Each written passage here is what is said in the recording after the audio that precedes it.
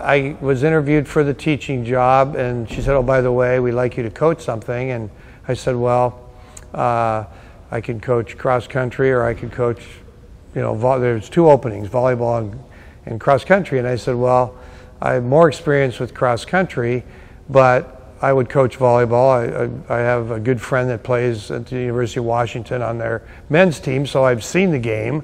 Never seen a high school game, but I've seen a college men's game. And she goes, well, that's all right. We'd rather have you do volleyball, but you probably want to go to some summer camps at Portland State and get up to snuff on what's going on in volleyball. I said, okay, well, Marlene Piper was the coach at Portland State, so I went to Portland State's clinics about 3 weeks in a row, and it didn't dawn on me that I also had met Anna Maria Lopez and Mo Clifford, the two co-captains, for the upcoming year. And Sister Sean had said, well, you're going to have a really good group, so you probably want to get and pick up this team. So that's kind of how I came to coaching volleyball. Now, Sister Sean made it very clear that they should win the state title. And I said, well, if they don't, is it my fault? She says, oh, obviously. And I thought that was, I said, oh, good, I'm looking forward to it. I think Rick has a lot of great qualities, and as an athletic director, I see his ability to work not only with his players, but his coaching staff in the community, and what he does to bring everyone together to support his programs.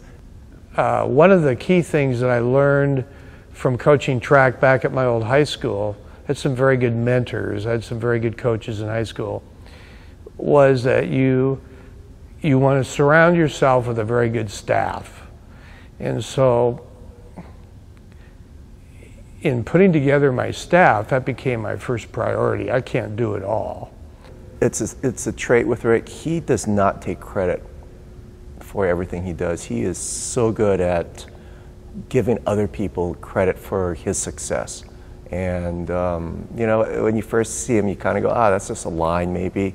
But he's done it so long, and he's done it to his whole staff, and I think that's what helps keep us all together. I mean, our staff has been together, current staff has been together since 1994. We've had really good athletes, we've had really supportive parents, great administrators who've kind of let me do my thing and bring in who I want to coach. So that's been very helpful. I mean, that's the secret of longevity. That if you can find people that you can delegate responsibility to, that you trust, that keeps you in the program. And I plan on continuing to coach for 3, 4, 5 more years, as long as I don't get too crusty. We would tease him because he would wear the same outfit every day and just keep it in this locker, and we'd be like, okay, there's Rick's locker. Don't go by when it's open. And anyway, sorry, I won't tell that story. Well, I've always been an artist. When I was in high school in Seattle at a private school, we didn't really have many art classes, so I always painted on my own when I was in high school. And I sculpted. I got into sculpture when I was in grade school.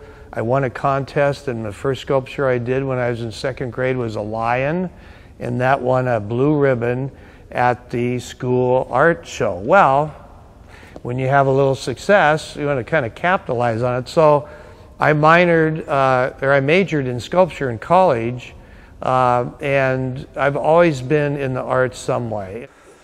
And then we've got the kiln room in here where I fire everything, glass kiln, 2 ceramic kilns. This is the old bathroom. When you have a group as mentally tough as that 09, 010, and 11 group, the mental toughness comes through, and that's a whole different area. How do you know when kids are mentally tough? But that was a pretty mentally tough group for 3 years, and they didn't really care who they were playing. They weren't going to slack off.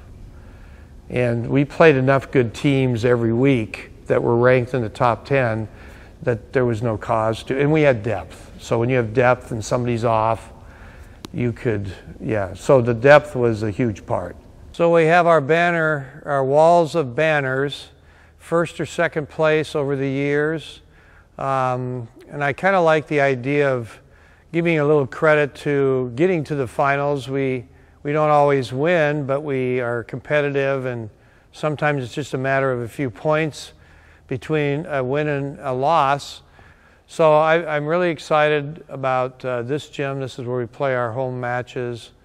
We have won 138 straight league matches dating back to 2004. I always look at my first 10 years at St. Mary's, where we won 5 titles. The bar was set really high, expectations were high, but performance was high, and I think I'm still coaching more now than I enjoy it more now, because I really get a high of going to the state tournament and watching the kids perform. Loved by his players, respected, and that's something that as coaches we don't always have, you know, especially when you're winning. Well, Rick came to us from St. Mary's, had great success, and when he came, I think he introduced Central Catholic to volleyball, and I know he's worked hard at it. It's not just been at Central Catholic, but he's worked hard to make volleyball an important place as a sport. I would do it all over again. I've always wanted to coach since I was in high school.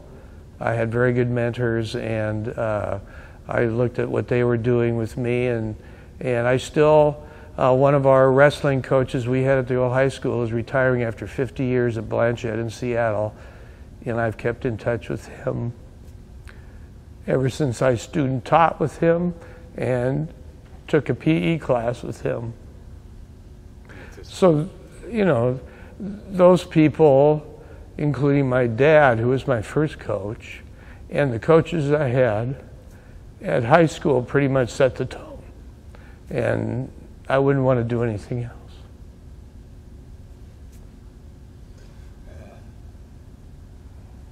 That's why you